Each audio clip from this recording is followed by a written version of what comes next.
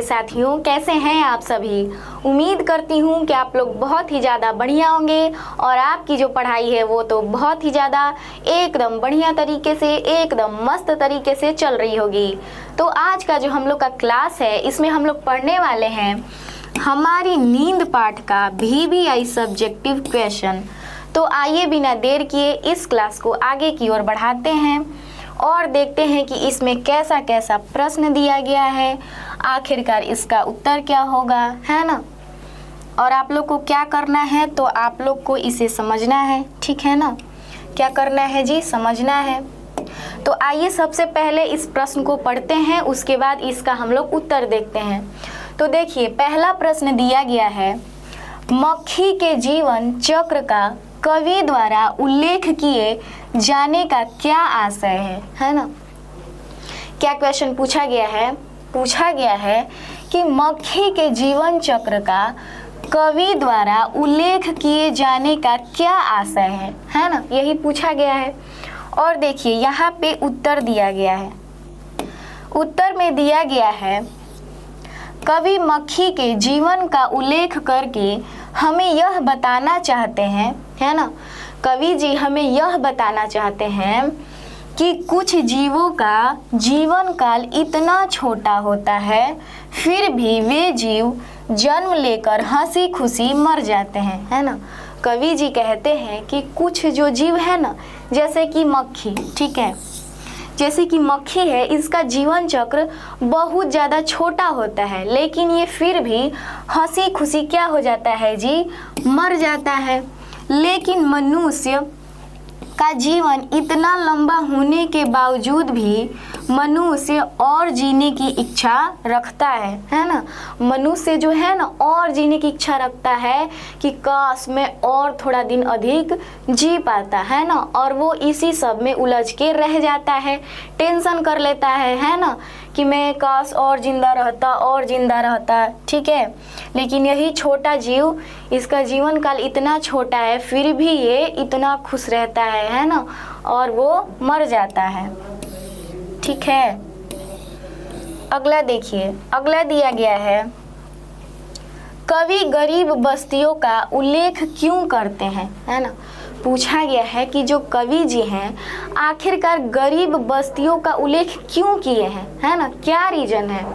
तो देखिए, कवि गरीब बस्तियों का उल्लेख करके हमें यह बताना चाहते हैं कि कुछ लोग गरीब होने के बाद भी अपने जीवन का आनंद लेते हैं, तो वहीं कुछ लोग धनी होने के बाद भी अपने जीवन का आनंद नहीं ले पाते हैं। कवि जी कहते हैं कि जानते हैं भैया जी, लोग कुछ लोग होते हैं ना जो गरीब होते हैं, ठीक है, जो गरीब होते हैं, है ना, जो गरीब होते हैं, ठीक है, लेकिन फिर भी अपने जीवन का आनंद लेते हैं, जितना रहता है उतना में ही खुश रहते हैं।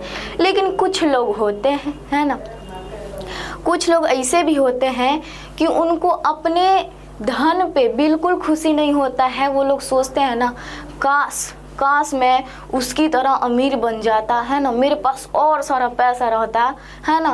तो वो क्या करता है, कंपैरिजन करने लगता है ना, तुलना करने लगता है, ठीक है। और वो क्या रहता है जी, खुश नहीं रहता है, अपने जीवन का आनंद नहीं ले पाता है, ठीक है। यहीं पे दो व्यक्तियों का बात किया गया है कि कुछ लोग गरीब होते हुए भी अपने जीवन का आनंद लेते हैं, लेकिन वहीं कुछ लोग अमीर होते हैं, फिर भी अपने जीवन का आनंद नहीं ले पाते हैं। वो सोचते हैं और ही पैसा रहता, और ही पैसा रहता, ठीक है। अब देखिए, कवि किन अत्याचारियों का जिक्र करते हैं और क्यों, है ना। कवि जी आखिरकार किन अत्याचारियों का जिक्र किए हैं, ठीक है, और आखिरकार क्यों किए हैं, है ना, क्यों किए हैं, ठीक है। उत्तर में दिया गया है, कवि उन अत्याचारियों का जिक्र किया है जो सुविधा, भोग, आराम पसंद जीवन जीने के लिए सुख भोग के सारे साधनों का संग्रह करने के बावजूद अपनी शोषण प्रवृत्ति का त्याग करना नहीं चाहते हैं। कवि वैसे अत्याचारियों का ही जिक्र करते हैं, ठीक है।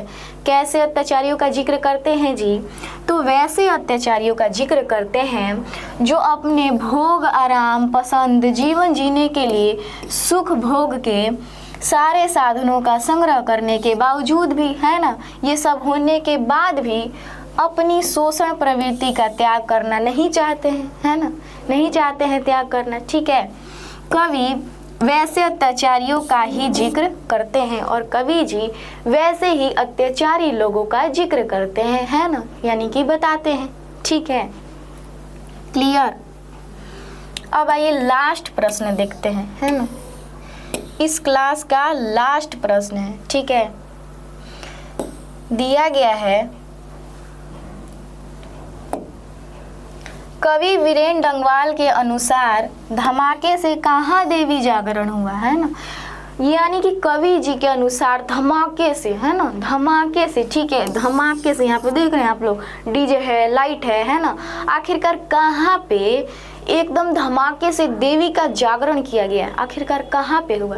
ठीक है, तो उत्तर में दिया गया है कवि वीरेन डंगवाल के अनुसार, है ना, मेरे अनुसार नहीं। ठीक है, किसके अनुसार जी, तो वीरेन डंगवाल जी के अनुसार, जो क्या है, तो हमारी नींद पाठ के कवि जी हैं। ठीक है, इनको बिल्कुल नहीं भूलना है ना, एग्जाम तक बिल्कुल भी नहीं भूलना है। ठीक है, गरीब के बस्तियों में धमाके से देवी जागरण हुआ। कवि जी कहते हैं कि कहाँ पे देवी जागरण हुआ कवि जी के अनुसार, तो कवि जी के अनुसार ना गरीब लोग के, है ना, गरीब लोग के बस्ती में देवी का जागरण हुआ, वो भी कैसे, तो धमाके से, है ना, पूरा धमाके से हुआ, क्योंकि वहीं पर, ठीक है, अशिक्षित परिवार अधिक होते हैं जिन्हें भगवान के नाम पर लूटना आसान होता है। ठीक है, कवि जी कहते हैं कि धमाके से देवी जागरण हुआ, कहाँ हुआ, तो गरीब लोग के बस्ती में हुआ।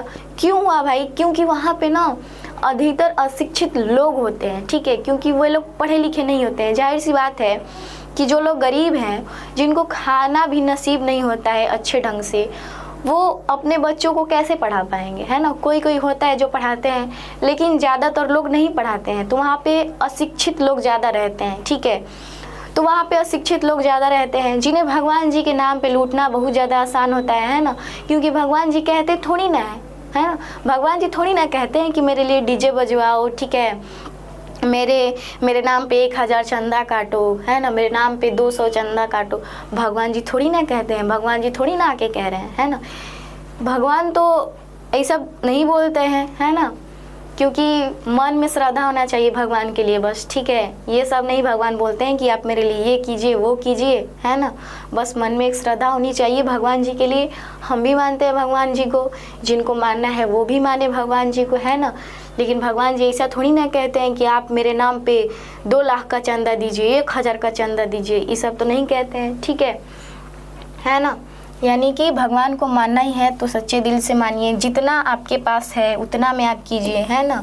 तो वही कवि जी कहे हैं कि गरीब लोग के बस्तियों में धमाके से देवी जागरण किया गया, क्योंकि वहाँ पे जो लोग थे ना अशिक्षित थे, ठीक है, जिनको भगवान जी के नाम पे लूटना बहुत ज़्यादा आसान होता है ना। ठीक है, क्लियर, समझ गए इतना।